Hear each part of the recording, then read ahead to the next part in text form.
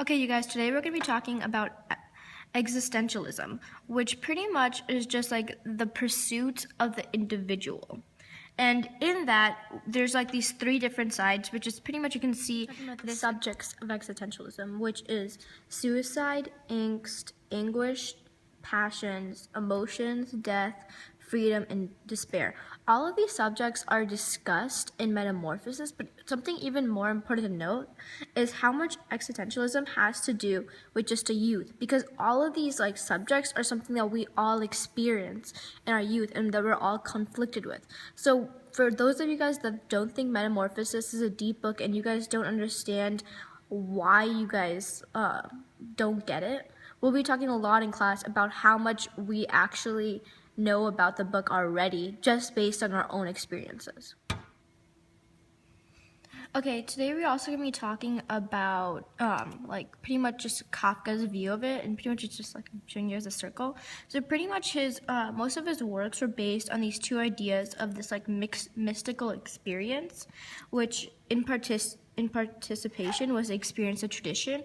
When Kafka's discussing this mystical experience, which is what he always called it, he discussed it as kind of just his experiences with the world, his own human experiences, and that's a huge part of his works.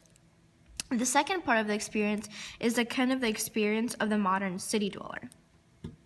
Okay, so also when he's talking about the experience of the modern city dweller, he's talking about the modern citizen who knows that he's at the mercy of a vast machinery of officialdom, whose function is directed by authorities that remain nebulous to the executive organs, let alone to the people they deal with. So pretty much, this discusses about how the mercy of the vast machine of officialdom talks about how just using Metamorphosis for an example, it talks about how he's kind of at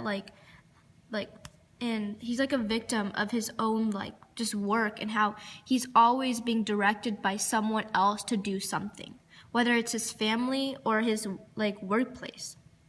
And so it's really important to kind of keep this line. He's always at the mercy of vast machine of officialdom, just kind of in your guys' heads when we're talking about discussions tomorrow.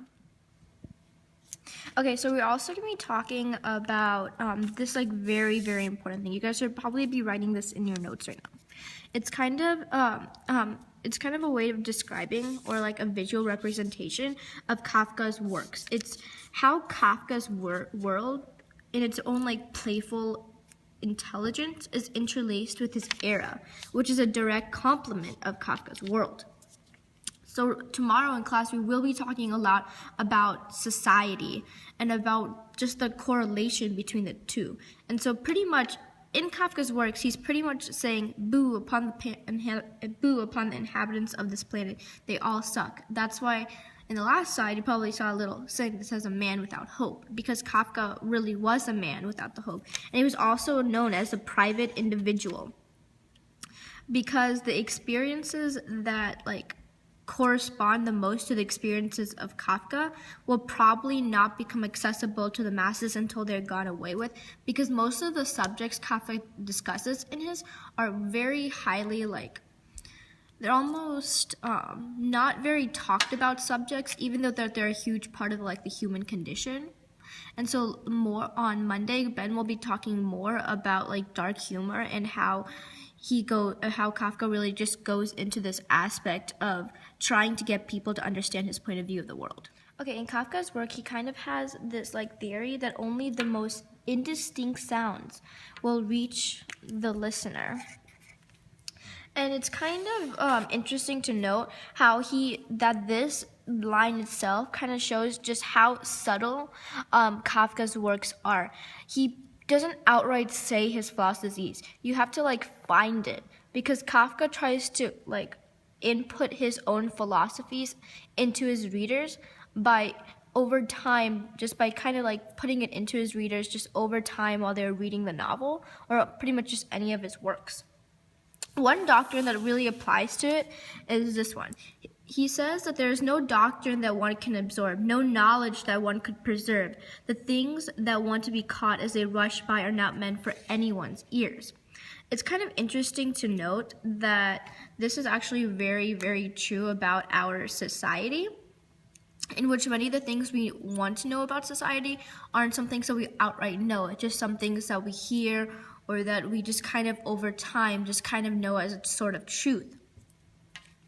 And it's this that implies the state of affairs that characterize Kafka's work. And it kind of shows this negative characterization in Kafka's work because Kafka pretty much is the private individual. He is a man without hope. Kafka's work is never supposed to be very pleasant because his work is a way of him to show the more darker aspects of humanity and the human condition through just like humor and his different uses of style.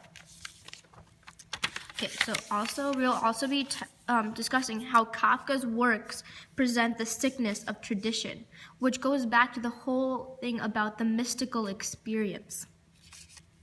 To Kafka, wisdom truly is the epic side of truth.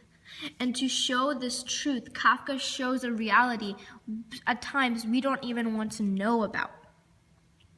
Such is a definition that is inherent in Kafka's work, for it is in truth, in its inconsistency of truth, that is lost as Kafka faced this situation. Kafka sacrificed truth in his works in order to get his meaning of work across, because for Kafka, the truth was lost to him. Because that's what Kafka's mystical experience was. It was finding that truth.